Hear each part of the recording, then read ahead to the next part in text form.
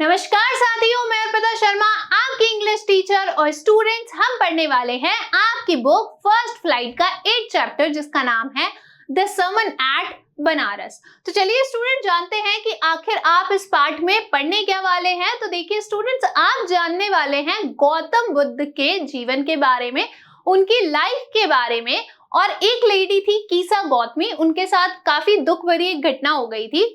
तो जो गौतम बुद्ध थे उन्होंने कीसा गौतमी को जो उपदेश दिए थे उनके बारे में आप इस चैप्टर में पढ़ने वाले हैं। प्रीचिंग यानी कि प्रचार या उपदेश।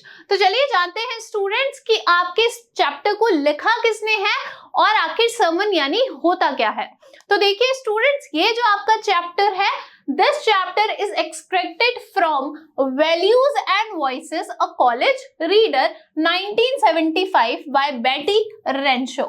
स्टूडेंट्स, ये जो आपका चैप्टर है ये अंश के रूप में लिया गया है। कहां से लिया गया है? बेटी रेंशो ने 1975 में एक वॉल्यूम लिखी थी जिसका नाम था values and voices a college reader. वहीं से इस चैप्टर का कुछ एक्सट्रैक्ट जो है वो लिया गया है। अब स्टूडेंट्स, आपके मन में सवाल आ रहा होगा कि आखिर सर्मन यानी होता क्या है। तो देखिए, sermon is a religious lecture. Sermon यानी क्या होता है स्टूडेंट्स? ये एक धार्मिक प्रवचन टाइप का होता है। अब इसमें होता क्या है, देखिए आपने देखा होगा बहुत सारे जो धर्मगुरु होते हैं हमारे किसी भी रिलीजन के, वो क्या करते हैं, अपने धर्म का प्रचार करते हैं और साथ ही साथ में आपको जीवन और मृत्यु के बारे में बहुत सारी चीजें सिखाते हैं। बहुत सारा विजडम जो है, उनका ज्ञान जो है वो आप तक पहुंचाते हैं। तो जब भी धर्मोपदेश दिया जाता है यानी कि धर्म के बारे में उपदेश दिया जाता है और धर्म से ही जुड़ी हुई चीजें हैं, हमारी लाइफ और डेथ, इसके बारे में उपदेश को कहा जाता है सर्मन। ठीक है। In this chapter we will learn about a sermon given by Gautam Buddha, founder of Buddhism at Banaras. Students, इस चैप्टर के अंदर भी आप एक सर्मन के बारे में पढ़ने वाले हैं जो कि किसने दिया था? गौतम बुद्धा ने दिया था, जिन्होंने किसकी खोज की थी? बुद्धिज्म की खोज की थी। और ये जो प्रवचन है स्टूडेंट, धर्मोपदेश है, ये उन्होंने कहां पर दिया था? बनारस के अंदर दिया था। तो यही सब स्टूडेंट्स आप इसके अंदर पढ़ने वाले हैं। आप सबसे पहले जानेंगे गौतम बुद्ध के जीवन के बारे में और फिर आप इस सर्मन के बारे में जानेंगे। आगे देखिए, A brief introduction of Gautama Buddha's life and his journey to become Buddha from his Siddhartha Gautama is also given in the text. Students, जैसा कि आपको पता ही है कि एक संक्षिप्त वर्णन जो है वो आपको दिया गया है इस चैप्टर के अंदर गौतम बुद्ध के जीवन के बारे में और उनकी यात्रा के बारे में कि किस प्रकार से वो सिद्धार्थ गौतम से क्या बन गए? बुद्धा बन गए। अब बुद्ध यानी होता क्या है? ये उपाधि जो थी वो लोगों ने उन्हें दी थी। इसका मतलब होता है कोई ऐसा व्यक्ति जो कि क्या है? अवेकन है, एनलाइटेंड है, यानी कि जिसमें ज्ञान की काफी ज्यादा समझ है। In this sermon, he talks about the ultimate destiny of humankind। और इस sermon के इस धर्मोपदेश, इस उपदेश के अंदर स्टूडेंट गौतम बुद्ध जो है वो बात करते हैं मनुष्य के अंतिम भाग्य के बारे में, जो कि है डेथ यानी मृत्यु। आपने देखा होगा लोग अक्सर ही अपनी डेथ को लेकर क्या होते हैं, काफी ज्यादा चिंतित होते हैं, या घर में या उनके किसी रिलेटिव की या उनके किसी मित्र की जब मृत्यु हो जाती है तो लोग काफी ज्यादा शोक में चले जाते हैं और लोग थोड़े से क्या हो जाते हैं, सेल्फिश हो जाते हैं। वो दूसरों का दुख नहीं देख पाते, ये नहीं देख पाते हैं कि संसार में स्टूडेंट्स, इस वर्ल्ड में जितने भी लोग हैं उनको किसका सामना करना पड़ता है? डेथ का सामना करना ही पड़ता है। हर किसी ने अपने किसी ना किसी प्रिय को क्या किया है? खोया है। तो इसी के बारे में, ये जो सफरिंग्स है, हमारी पीड़ा होती है, कष्ट होते हैं, इसके बारे में गौतम बुद्ध के विचार काफी अच्छे थे और यही सारी चीजें जो है वो कीसा गौतमी को सिखाते हैं। यही सब हम इसमें पढ़ने वाले हैं। तो चलिए फटाफट से शुरू करते हैं। देखिए, Gautam Buddha 563 BC 483 BC began his life as a prince named Siddhartha Gautam. Students, Gautam Buddha जो थे उन्होंने अपने जीवन की शुरुआत एक प्रिंस, एक राजकुमार के रूप में की थी जिनका नाम था Siddharth Gautam.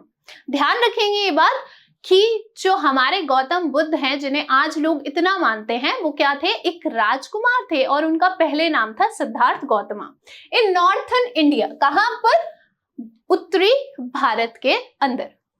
At 12, he was sent away for schooling in the Hindu sacred scriptures, and 4 years later, he returned home to marry a princess.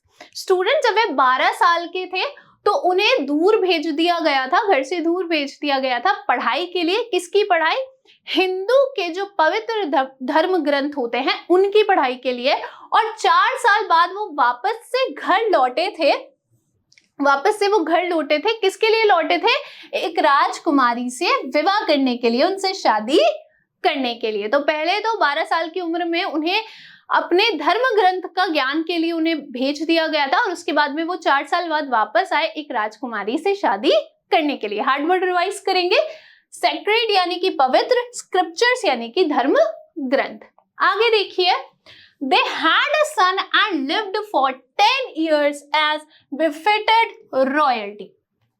Student, Gautam Buddha और उनकी जो वाइफ थी, उन दोनों का एक पुत्र था और उन्होंने 10 सालों तक जो राजशाही सत्ता होती है उसके अनुकूल ही जीवन को जिया था। देखिए, रॉयल्टी यानी होता है राजसी सत्ता। अब इसका मतलब क्या है कि आपको पता है कि वो क्या थे? वो राजकुमार थे। तो उन्होंने इसी प्रकार का जो जीवन था, यानी कि राजशाही जो जीवन था, वही जिया था 10 सालों तक, जब उनका एक पुत्र भी था।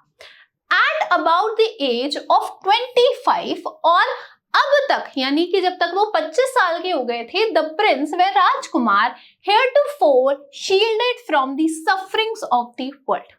अब स्टूडेंट ध्यान दीजिए कि गौतम बुद्ध क्या थे? गौतम बुद्ध एक राजकुमार थे और आपको पता है कि राजकुमारों को कैसे ट्रीट किया जाता था? बहुत ही प्यार से रखा जाता था। उनको पता ही नहीं होता था कि दुख क्या होता है। अगर वो कोई भी चीज मांगते थे तो उससे पहले ही उन्हें वह चीज मिल जाती थी, है ना।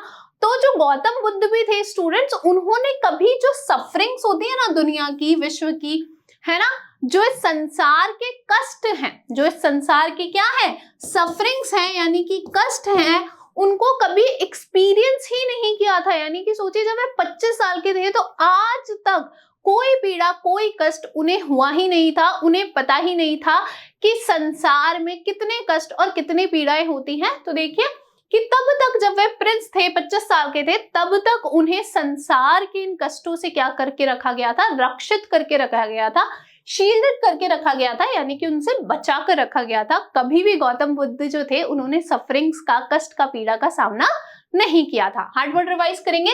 बी फिटेड यानी उपयुक्त या अनुकूल, रॉयल्टी यानी राजसी सत्ता, अबाउट द एज यानी अब तक, हेरेटोफोर यानी कि अब से पहले, यानी कि 25 साल से पहले, शील्डेड यानी कि रक्षित। तो देखिए 25 साल से पहले तो उन्होंने कभी भी दुख और पीड़ाओं का सामना नहीं किया था। While out hunting, chanced upon a sick man, then an aged man, then a funeral procession, and finally a monk begging for alms. अब देखिए स्टूडेंट, 25 साल से पहले तो उन्हें सफरिंग्स का पता ही नहीं था, लेकिन एक दिन क्या हुआ ना कि वो हंटिंग पे गए थे, यानी कि शिकार पे गए थे, और संयोग से उन्होंने किसे देखा? उन्होंने सबसे पहले देखा एक बीमार आदमी को। सिक यानी बीमार। तो सबसे पहले उनका सामना हुआ एक बीमार आदमी से। फिर उन्होंने देखा एक बूढ़े व्यक्ति को, एज्ड मैन को, यानी कि जिसकी उम्र काफी ज्यादा हो गई थी, काफी बूढ़े हो गए थे। तो फिर उन्होंने उन्हें देखा। फिर उन्होंने एक अंतिम संस्कार की शोभा यात्रा को देखा। तो आप सोचिए कि उन्हें पहले दुख, कष्ट, पीड़ा के बारे में पता ही नहीं था, लेकिन अचानक से कोई बीमार आदमी है तो कितना कष्ट में होगा। तो पहली बार उन्होंने कष्ट को देखा।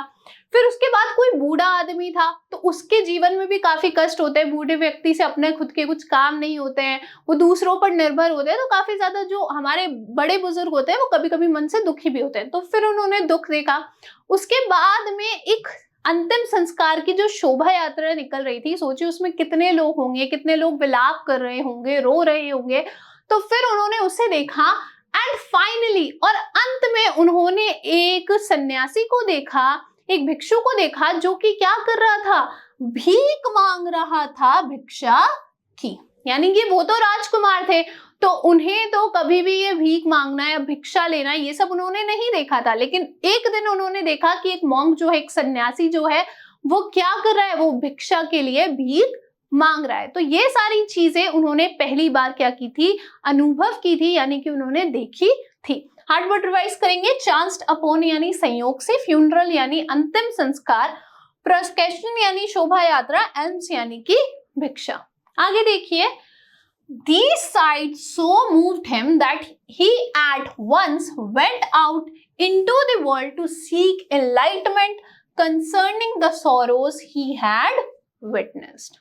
और देखिए स्टूडेंट्स, इन्होंने कभी भी ये सारे कष्ट पीड़ा नहीं देखे थे, तो ये जो सारे दृश्य थे, साइट्स यानी कि दृश्य, ये जो सारे दृश्य थे, एक बीमार व्यक्ति, शोभा यात्रा निकल रही है अंतिम संस्कार की, एक बूढ़ा व्यक्ति है और एक भिक्षु है जो कि क्या मांग रहा है, भिक्षा मांग रहा है। तो ये सारे जो दृश्य थे, इन सभी दृश्यों ने उन्हें काफी ज्यादा मूव्ड कर दिया, यानी कि मूव्ड यानी होता है कोई काफी ज्यादा क्या हो जाए, दुखी हो जाए, है ना, काफी ज्यादा उस चीज से चिंतित हो जाए। तो काफी ज्यादा क्या हो गए थे, ये चिंतित हो गए थे, इन्होंने पहली बार ऐसी चीजें देखी थी।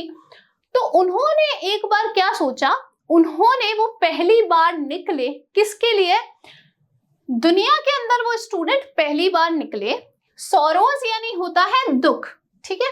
तो ये सारे जो दुख थे जो उन्होंने विटनेस किए थे यानी कि देखे थे, इनसे संबंधित ज्ञानोदय के लिए वे पहली बार संसार में बाहर निकले।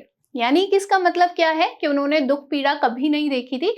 तो ये सारे सॉरोज, दुख जो उन्होंने देखे थे कि आखिर दुख होते क्या हैं, और जब दुख होता है तो व्यक्ति को कैसा महसूस होता है, इन सभी चीजों की समझ लेने के लिए, एनलाइटन होने के लिए, एनलाइटन का मतलब होता है जब आप में सारी चीजों की क्या आ जाए, आप में समझ आ जाए, आपको क्या मिल जाए, ज्ञान मिल जाए। तो इन सभी चीजों का, दुखों का ज्ञान लेने के लिए वे पहली बार संसार में बाहर निकले थे। जो भी सॉरोज, दुख जो थे वो उन्होंने देखे थे। He wandered for 7 years, वे 7 सालों तक भटकते रहे। वेंडर्ड यानी कि इधर से उधर जाना, है ना, भटकना। तो वे 7 सालों तक भटकते रहे and finally set down under a people tree. और अंत में क्या हुआ, एक पीपल ट्री के नीचे बैठ गए। यानी कि 7 साल तक वो भटकते रहे, किसी लोगों से वो पूछते रहे एनलाइटमेंट के बारे में, और आखिरी में वह एक पीपल ट्री के नीचे क्या हो गए स्टूडेंट, जैसे कि आप यहाँ पर देख सकते हैं, इस तरीके से वह बैठ गए। आगे देखिए, where he vowed to stay until enlightenment came। और वहां पर इस पीपल ट्री के नीचे बैठकर उन्होंने वचन लिया कि जब तक उनमें ज्ञान उदय नहीं आ जाता है वो वहीं पर बैठे रहेंगे। Enlightened after 7 days, 7 दिनों बाद ज्ञान की जब उनमें समझ हो गई student, he renamed the tree the Bodhi tree. तो उन्होंने ये जो पीपल का ट्री था स्टूडेंट्स, इसका पुनः नामकरण किया और इसका नाम क्या रखा, इसका नाम रखा बोधि ट्री। अब बोधि ट्री यानी क्या होता है, बोधि ट्री यानी होता है ट्री ऑफ विजडम, यानी कि ज्ञान का पेड़। क्योंकि पीपल का यही वो पेड़ था जिनके नीचे बैठकर उन्हें क्या मिल गया था, एनलाइटमेंट मिल गया था, ज्ञानोदय बन गया था। इसीलिए उन्होंने इस पीपल ट्री का नाम क्या रख दिया, बोधि ट्री रख दिया, जिसका मतलब होता है ज्ञान का पेड़। आगे देखिए, and began to teach and to share his new understandings. और स्टूडेंट जब उनको एनलाइटमेंट मिल गया, इस वर्ड को स्टूडेंट अब बहुत अच्छे से ध्यान रखेंगे, एनलाइटमेंट। तो जब उन्हें एनलाइटमेंट मिल गया, उसके बाद में उन्होंने शुरू किया ये जो उनमें नई समझ आई थी उसको लोगों को सिखाना और इसे बांटना। यानी कि जो चीजें भी उन्होंने सीख ली थी, जिन चीजों का उनमें ज्ञान आ गया था, अब वे क्या करते थे, अब लोगों के साथ उस ज्ञान को बांटते थे। At that point, he became known as the Buddha, the awakened or the enlightened।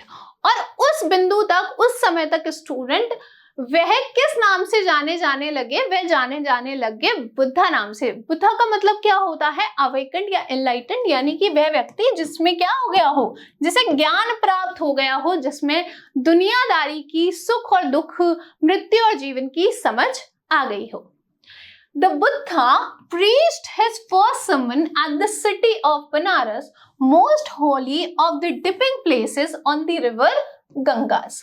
और स्टूडेंट उन्होंने अपना पहला प्रचार जो किया था धर्मोपदेश का, वो उन्होंने कहां पर किया था? बनारस के शहर में किया था। जैसा कि आपको पता ही है, बनारस जो है वो पवित्र स्थानों में सबसे ज्यादा पवित्र स्थान है, और जो नहाने का स्थान होता है ना, डिपिंग प्लेस यानी होता है स्नान की जगह, है ना। स्नान की जगह जैसे आपने देखा होगा, ये रिवर गंगा है, तो यहाँ पे बहुत सारे लोग क्या होते हैं, स्नान करने आते हैं, डुबकी लगाने आते हैं। इसका मतलब क्या होता है, वो क्या कहते हैं कि हम एक बार गंगा जी में नहा ले, यानी कि हमारे क्या हो जाएंगे, सारे जो पाप है ना वो धुल जाएंगे।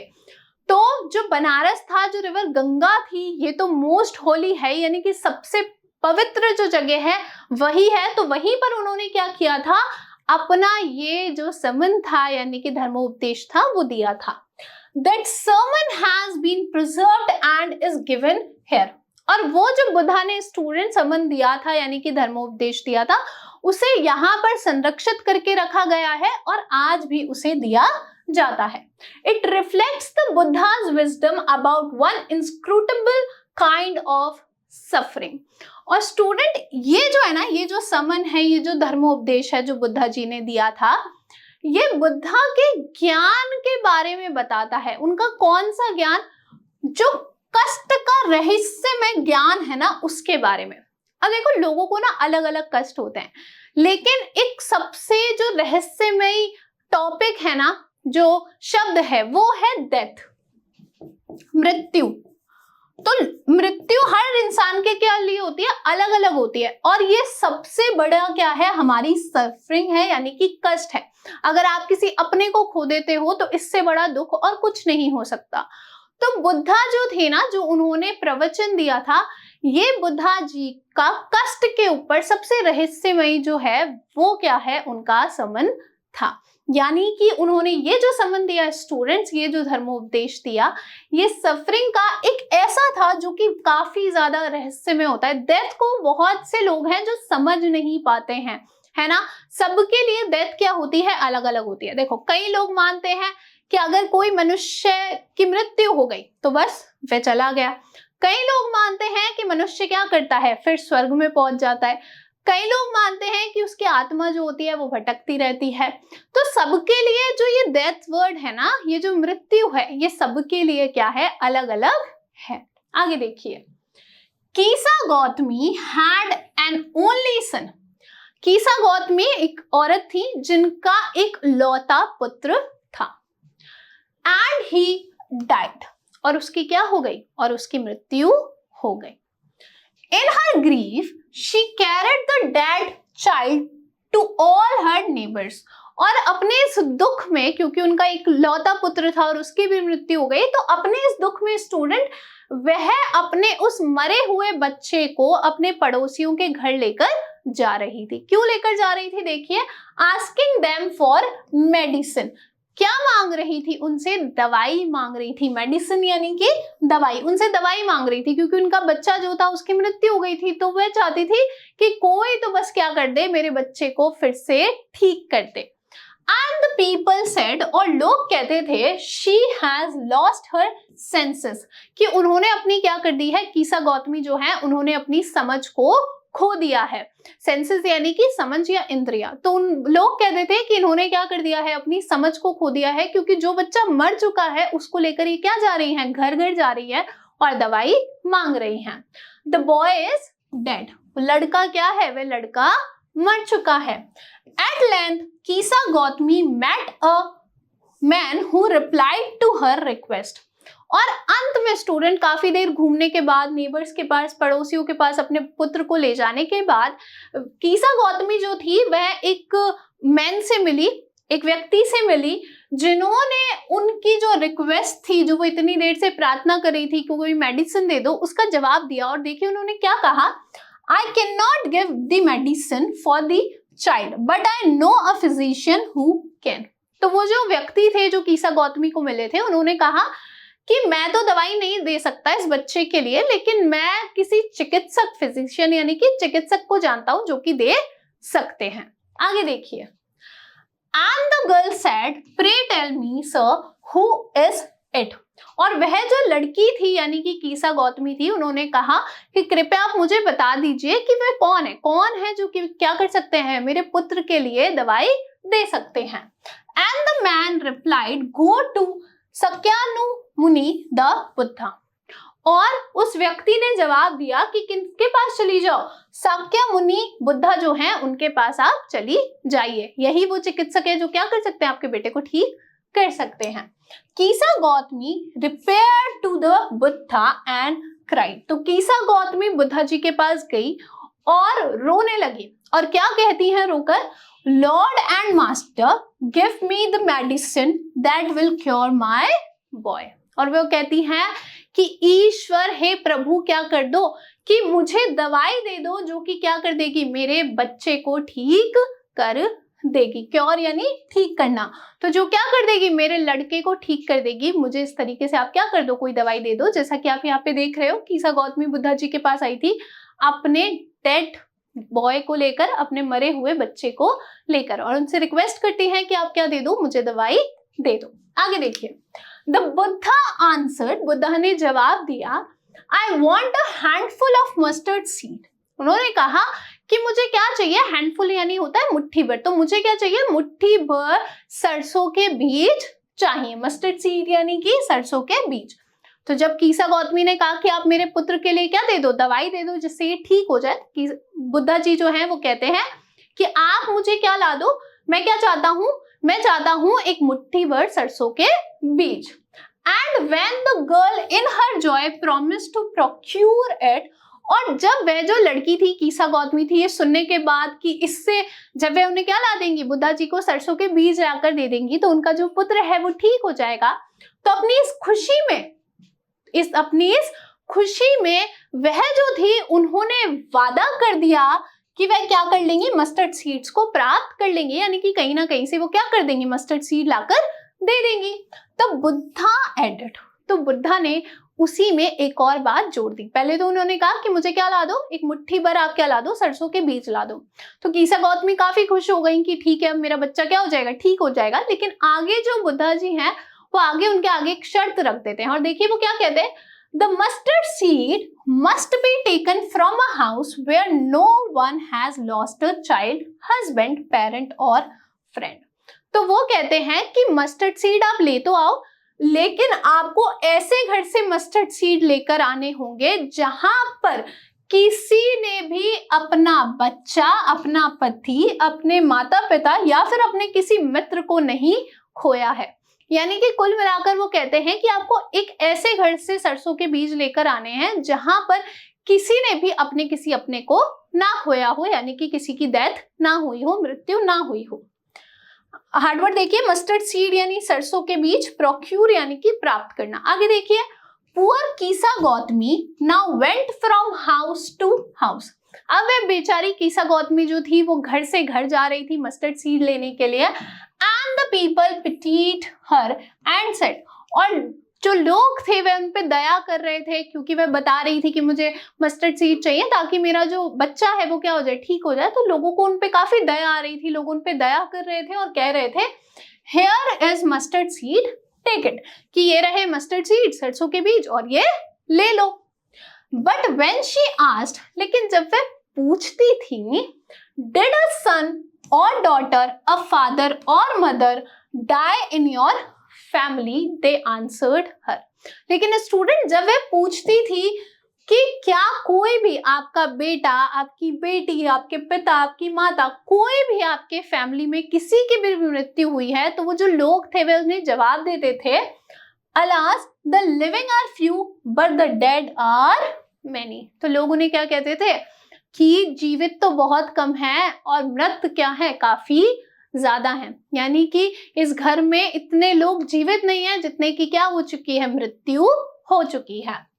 Do not remind us of our deepest grief, और वो कहते हैं हमें याद मत दिलाओ हमारे सबसे गहरे दुख के बारे में। And there was no house but some beloved one had died in it, और कोई भी स्टूडेंट ऐसा घर नहीं था जिसके अंदर किसी ने अपने सबसे प्रिय को ना खोया हो, किसी की मृत्यु ना हुई हो। आगे देखिए, Kisa Gotami became very and hopeless. तो अब घर से घर जाने तक जो कीसा गौतमी थी वह काफी ज्यादा थक गई थी और आशा रहित हो गई थी, यानी उन्होंने आशा ही खो दी थी कि शायद ऐसा कोई घर मिलेगा जिससे क्या हो, उन्हें ऐसे मस्टर्ड सीड मिल जाए जहां पर किसी की भी डेथ ना हुई हो।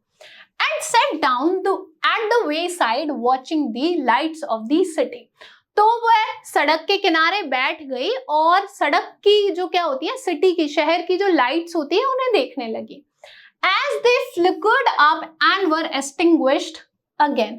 तो क्या देख रही थी कि वह जो लाइट्स थी टमटमाती थी और फिर एकदम से क्या हो जाती थी, बुझ जाती थी, एक्सटिंग्विश हो जाती थी। हार्ड वर्ड रिवाइज करेंगे।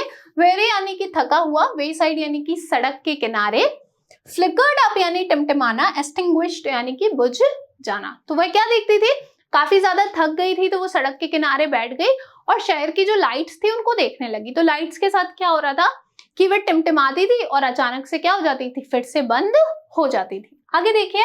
At last the darkness of the night reigned everywhere। तो अंत में क्या हुआ, जो अंधेरा था उस रात का वो पूरी रात में हर जगह क्या हो गया, छा गया। यानी कि अंधेरा काफी ज्यादा हो गया, लाइट्स भी बुझ गई और सारी जगह क्या हो गया, अंधेरा हो गया। And she considered the fate of men। और उसके बाद में स्टूडेंट, जब उन्होंने लाइट्स को देखा और उन्होंने ऐसा देखा कि किसी भी घर में एक ऐसा व्यक्ति नहीं है जिसने किसी अपने प्रिय को ना खोया हो, तो उन्होंने विचार किया मनुष्य के भाग्य के ऊपर। क्या विचार किया, देखिए। that their lives flicker up and are extinguished again। कि मनुष्य भी जो होता है ना, मनुष्य का जीवन भाग्य भी कैसा है कि टिमटिमाता है और फिर से क्या हो जाता है, बुझ जाता है। यानी कि देखिए, किसी घर में कोई नया सा बच्चे का जन्म होता है तो बड़ी खुशी होती है, और एक दिन जब वह बच्चा बड़ा बड़ा बड़ा होके बूढ़ा होता है और एक दिन उसकी मृत्यु हो जाती है, तो यानी कि उसका जो जीवन है वो क्या हो जाता है, एक्सटिंग्विश हो जाता है, बुझ जाता है। And she thought to herself, और उसने खुद से सोचा, how selfish am I in my grief. तो उन्होंने सोचा कि मैं कितनी ज्यादा क्या हो गई थी, सेल्फिश हो गई थी अपने दुख के अंदर। यानी कि सेल्फिश यानी होता है खुदगर्ज, तो कि मैं अपने ही दुख के अंदर कितनी ज्यादा खुदगर्ज हो गई थी। Death is common to all. जो डेथ है, जो मृत्यु है, वो तो सभी के लिए क्या है, सामान्य है। सभी कभी ना कभी इस चीज का क्या करते हैं, अनुभव करते हैं। Yet in this valley of desolation there is a path that leads। फिर भी इस घाटी के अंदर, दुखों की इस घाटी के अंदर एक रास्ता है। फिर भी इस दुखों की घाटी के अंदर एक रास्ता है, that leads him to immortality who has surrendered all his selfishness। वह सोचती हैं कि फिर भी इस घाटी, इस दुख की घाटी के अंदर एक रास्ता है जो कि आपको कहाँ ले जाता है, हिम किसके लिए आया है, मनुष्य के लिए, जो कि मनुष्य को कहाँ ले जाता है, अमरता की तरफ ले जाता है। यानी कि मनुष्य क्या हो जाए, अमर हो जाए। जब वह क्या करता है, अपनी सारी खुदगर्जी को क्या कर देता है, समर्पित कर देता है। यानी कि एक व्यक्ति अमर हो सकता है कब, जब वह अपनी सारी खुदगर्जी को क्या कर देगा, त्याग देगा और दूसरों के दुखों को भी समझेगा। The Buddha said, बुद्धा ने कहा, the life of mortals in this world is troubled and brief and combined with pain। देखिए, बुद्धा जी कहते हैं स्टूडेंट कि जो मनुष्य का जीवन है ना इस संसार में, वो दुखों से भरा हुआ है, वह छोटा है और मिश्रित है दर्द के साथ में। यानी कि जो भी मनुष्य है उसका जीवन कैसा होता है, कभी ना कभी तो उसे दुखों का सामना करना ही होता है, छोटा होता है। यानी कि ऐसा तो हो नहीं सकता कोई भी मनुष्य के जन्म लिया है और वो हमेशा हमेशा जिएगा। कभी ना कभी तो ऐसा टाइम आएगा जब उसकी क्या हो जाएगी, मृत्यु हो जाएगी, उसे अपने शरीर को त्यागना पड़ेगा, है ना। तो बुद्धा जी कहते हैं कि मनुष्य का जीवन कैसा है, ट्रबल से भरा हुआ है, कष्टों से भरा हुआ है, ब्रीफ है, छोटा है, यानी कि कम ही समय रहता है हमारे पास में, और मिश्रित है किससे, दुख से। आगे देखिए, for there is not any means by which those that have been born can avoid dying। कहते हैं कि ऐसा कोई भी तरीका नहीं है जिससे जो एक व्यक्ति है जिसने जन्म लिया है वह मृत्यु को क्या कर सके, उसे अवॉइड कर सके, यानी कि उसे ठुकरा सके। ऐसा कोई भी नहीं है जिसने जन्म लिया है और अब उसकी मृत्यु नहीं होगी। कभी ना कभी तो हो सकता है। आजकल आप देखो बहुत जल्दी जो लोग हैं उनकी क्या हो रही है, मृत्यु हो रही है। तो कभी ना कभी तो व्यक्ति की क्या होगी, मृत्यु होगी। चाहे 100 साल में हो, चाहे 200 साल में हो, लेकिन कभी ना कभी तो ये दिन जो है वो आएगा ही। मनुष्य इससे दूर नहीं भाग सकता है। After reaching old age there is death. जब आप ओल्ड एज में पहुंच जाते हो, यानी कि जब आपकी उम्र हो जाती है, बूढ़े हो जाते हो, वहां पर क्या है, वहां पर डेथ है, वहां पर मृत्यु है, यानी कि मृत्यु आएगी ही। Of such a nature are living beings. यही प्रकृति है जीवित मनुष्य की। जो भी जीवित है उसकी यही प्रकृति है कि एक ना एक दिन उसे किसका सामना करना पड़ेगा, डेथ का सामना करना ही पड़ेगा। As ripe fruits are early in danger of falling, अब बुद्धा जी कहते हैं कि जिस प्रकार से राइप यानी पके हुए, तो जिस प्रकार से पके हुए जो फल होते हैं वो ज्यादा खतरे में होते हैं गिरने के। आप देखो जो पेड़ पर फल हो, एक तो कच्चा हो तो वो और लंबे समय तक पेड़ पर टिकेगा, लेकिन जो पक गया है वो तो पक के नीचे ही गिरेगा। तो जिस प्रकार से जो पके हुए फल होते हैं वो खतरे में होते हैं गिरने के, so mortals when born are always in danger of death। इसी प्रकार से जो मनुष्य है जब वह जीवित होता है तो वो हमेशा खतरे में होता है मृत्यु के। As all earthen vessels made by the potter and in being broken, जिस प्रकार से स्टूडेंट जो मिट्टी के बर्तन होते हैं जो कुम्हार द्वारा बनाए जाते हैं वो टूट ही जाते हैं, अंत में तो वो टूट ही जाते हैं। एक ना एक दिन तो ऐसा आता ही है कि जब वे टूट जाते हैं तो अंत में एक दिन तो वो क्या होते हैं, टूट ही जाते हैं। So is the life of mortals. इसी प्रकार से मनुष्य का जीवन भी है, यानी कि आपने जन्म ले लिया है, आपने अपना जीवन को जिया है, लेकिन एक दिन डेथ तो आनी ही है। Both young and adult, both those who are fools and those who are wise, दोनों ही, कोई जवान हो या क्या हो चुका हो, बूढ़ा हो चुका हो, दोनों ही, कोई बेवकूफ हो या बहुत बुद्धिमान हो, समझदार हो, all fall into the power of death। सभी किसमें गिर जाते हैं, जो डेथ है, मृत्यु है, उसकी शक्ति में गिर जाते हैं। यानी कि मृत्यु कभी ये नहीं कहती कि भाई तुम बुद्धिमान हो, मैं तुम्हारे पास नहीं आऊंगी, मैं तो जो बेवकूफ लोग हैं ना उनके पास में आऊंगी। या फिर मृत्यु ये भी नहीं कहती कि अभी तुम जवान हो, मैं तुम्हें अभी छोड़ देती हूँ और है ना जो बूढ़ा है उसको पहले ले जाती हूँ। हमें पता ही नहीं होता है कि कब कौन कैसे जा सकता है। तो मृत्यु जो है वो कभी भी भेदभाव नहीं करती, सभी को इसकी जो शक्ति है, मृत्यु की जो शक्ति है, उसका सामना करना ही पड़ेगा। चाहे आप बेवकूफ हो, चाहे आप समझदार हो, चाहे आप कैसे भी हो, आपके सामने मृत्यु जो है वो एक दिन आनी ही है। All are subjected to death. सभी किसके विषय हैं, डेथ के, मृत्यु के विषय हैं, यानी कि सबके पास में डेथ तो आने ही वाली है। Of those who overcome by death depart from life, a father cannot save his son, nor kinsman their relations। अब देखिए वह लोग जो क्या करते हैं, दुख से, मृत्यु से उभर जाते हैं, यानी कि जो मृत्यु जिन पर क्या हो जाती है, हावी हो जाती है ना। Those who overcome by death, यानी कि मृत्यु से क्या हो जाते हैं, वो काफी ज्यादा चिंतित हो जाते हैं, परेशान हो जाते हैं, वो जीवन से क्या हो जाते हैं, दूर हो जाते हैं। यानी कि अगर आप में हमेशा ये डर बना रहेगा कि अरे एक दिन तो मुझे मरना ही है, अरे कहीं ऐसा ना हो कि आज मैं सड़क पे चलते चलते ही मेरे साथ कुछ गलत हो जाए, ऐसा ना हो जाए कि मैं किसी अपने को खो दूं। तो अगर आप इस डर में रहोगे, आप मृत्यु आपको अपने ऊपर क्या होने दोगे, हावी होने दोगे, तो आप जीवन से दूर हटते जाओगे। जो आज आप जीवन में एंजॉय कर रहे हो, जिन चीजों से आप खुश हो, आप उन चीजों से खुश नहीं हो पाओगे। एक पिता जैसे अपने पुत्र को नहीं बचा सकता है, जैसे एक रिश्तेदार रिश्तों को नहीं बचा सकता है, mark while relatives are looking on and lamenting deeply।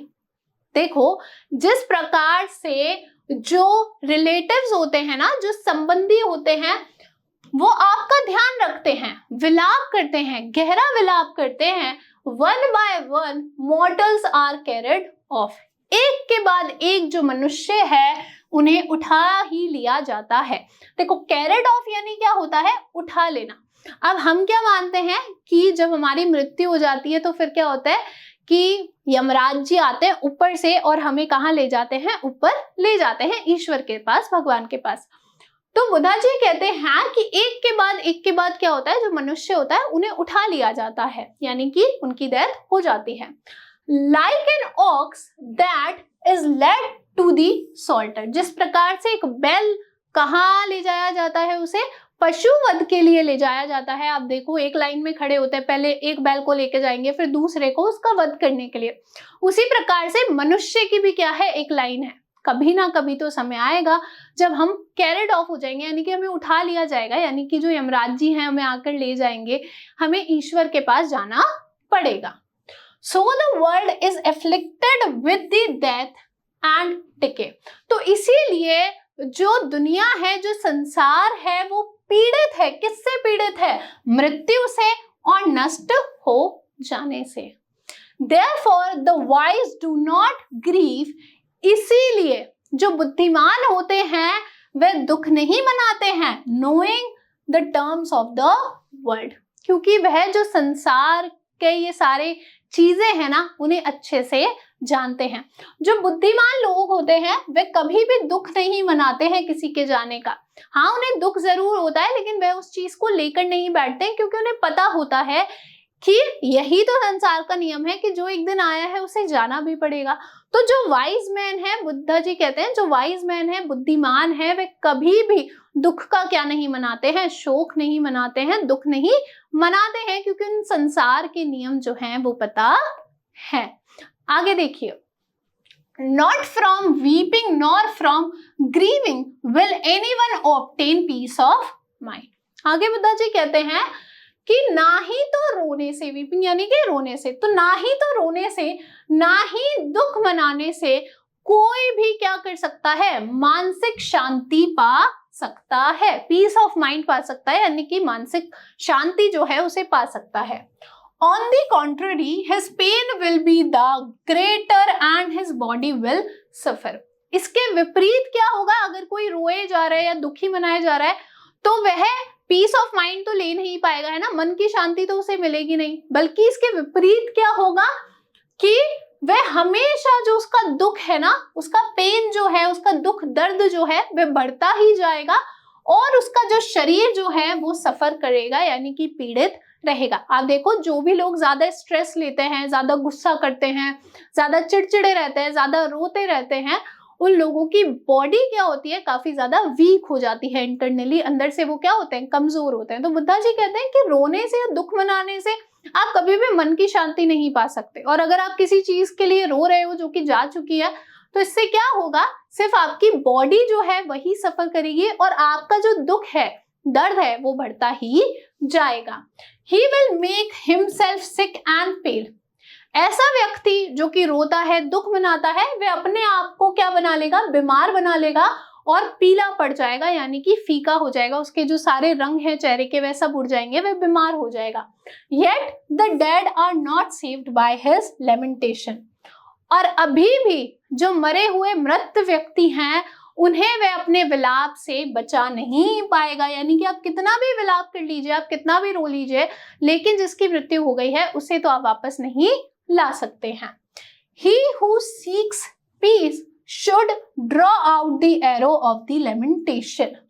वह व्यक्ति जो किसकी प्राप्ति करता है, पीस की, शांति की प्राप्ति करता है, उसे क्या करना चाहिए, ये जो विलाप का तीर है ना, एरो है जो आपके सीने में घुस गया है ना, ये जो विलाप का जो तीर है जो आपके सीने में है, इसे आपको निकालना होगा। एंड कंप्लेंट जो शिकायतों का तीर है उसे निकालना होगा। एंड ग्रीव जो दुखों का तीर है उसे निकालना होगा।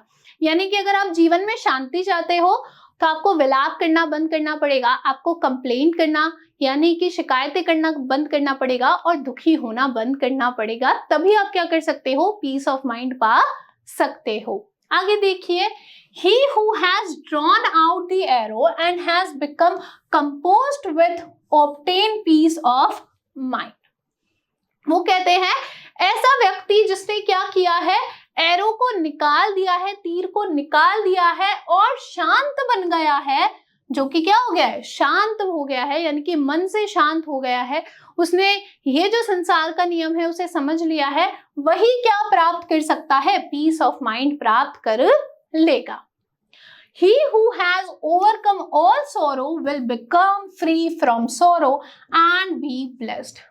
वह व्यक्ति जो कि sorrow से बाहर आ चुका है, वह फ्री हो जाएगा दुखों से और क्या हो जाएगा, ब्लेस्ड हो जाएगा, यानी कि हमेशा खुश रहेगा, हमेशा ब्लेस्ड रहेगा और sorrow से हमेशा क्या रहेगा, दूर ही रहेगा, उनसे स्वतंत्र हो जाएगा, दुख जो है उसे जकड़ कर नहीं रख पाएंगे।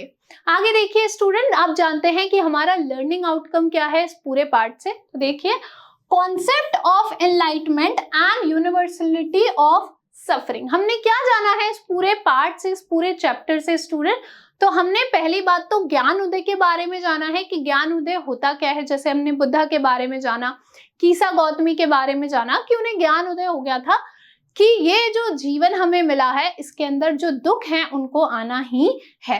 और हमने जाना कि जो कष्ट होते हैं ना, जो सफरिंग्स होती हैं, उनकी यूनिवर्सलिटी है, यानी कि वो संसारिक हैं, सभी जो लोग हैं वो किससे गुजरते हैं, कष्टों से गुजरते हैं। अब स्टूडेंट करेंगे कुछ असेसमेंट क्वेश्चन जिनको पहले डिस्कस करेंगे और उनका सही आंसर निकालेंगे। पहला सवाल देखिए, what was Gautam Buddha's early name? Gautam Buddha का शुरुआती नाम क्या था, है ना, जब वे शुरुआत में उनका नाम क्या था, तो देखिए ऑप्शन ए सिद्धा, बी साधु, सी सिद्धार्थ, डी सिद्धांत। तो देखिए उनका गौतम बुद्ध जो थे उनका अर्ली नेम क्या था, सिद्धार्थ गौतम था, तो इसीलिए ऑप्शन सी आपका क्या हो जाएगा, करेक्ट आंसर हो जाएगा। नेक्स्ट क्वेश्चन देखिए student, what moved Buddha to seek out enlightenment? क्या चीज थी जिससे कि बुद्धा जो थे वो ज्ञान उदय प्राप्त करने के लिए गए थे, किस चीज ने उन्हें काफी ज्यादा मूव कर दिया था, काफी ज्यादा क्या कर दिया था, टच कर दिया था? तो देखिए आपके ऑप्शन है, ऑप्शन ए अ सिक मैन, एक बीमार व्यक्ति, बी एन एज्ड मैन, एक बूढ़ा व्यक्ति, सी अ मॉन्क बेगिंग, एक सन्यासी भीख मांगते हुए, D all of the above. तो देखिए स्टूडेंट ये सभी चीजें थी जिन्होंने उन्हें क्या कर दिया था, काफी ज्यादा मूव कर दिया था, वे काफी ज्यादा दुखी हो गए थे और तभी उन्होंने डिसाइड किया था कि वे एनलाइटमेंट सीख करेंगे, यानी कि प्राप्त करेंगे। तो ऑप्शन डी आपका क्या हो जाएगा, करेक्ट आंसर हो जाएगा। नेक्स्ट क्वेश्चन देखिए, what did he name the tree where he got his enlightenment? Very very important, Buddha ji ने जहां पर उन्होंने अपना एनलाइटमेंट पाया था, ज्ञान उदय पाया था, उस पेड़ का नाम क्या रखा था, उस पेड़ का नाम क्या था, ठीक है, उन्होंने क्या नाम रख दिया था उसका? तो option A Bodhi tree, B Buddha tree, C Gautama tree, D Siddhartha tree. तो देखिए पीपल ट्री के नीचे वे बैठे थे जहां पे उन्हें एनलाइटमेंट आया था और उन्होंने उसका पेड़ का नाम क्या कर दिया था, ऑप्शन ए बोधि ट्री कर दिया था, यानी ट्री ऑफ विजडम, ज्ञान का पेड़। क्या था इसका मतलब, ट्री ऑफ विजडम, ज्ञान का पेड़। नेक्स्ट और लास्ट क्वेश्चन देखिए student, the wise do not dash knowing the terms of the world. यहाँ पे आपके पास में एक फिलिप है, बुद्धा जी ने कहा था कि जो बुद्धिमान लोग होते हैं वो क्या नहीं करते हैं जब उन्हें क्या पता होता है, संसार के टर्म्स पता होते हैं। तो आपके ऑप्शन है, option A laugh, B smile, C grieve, D all of the above. तो वे क्या नहीं करते हैं, जिन लोगों को पता होता है संसार के नियम, तो वे क्या नहीं करते हैं, वे दुख नहीं मनाते हैं, वो ग्रीव नहीं करते हैं, यानी कि दुखी नहीं होते हैं। आई होप स्टूडेंट्स आपको ये पार्ट अच्छा लगा होगा और अच्छे से समझ में आया होगा। Thank you.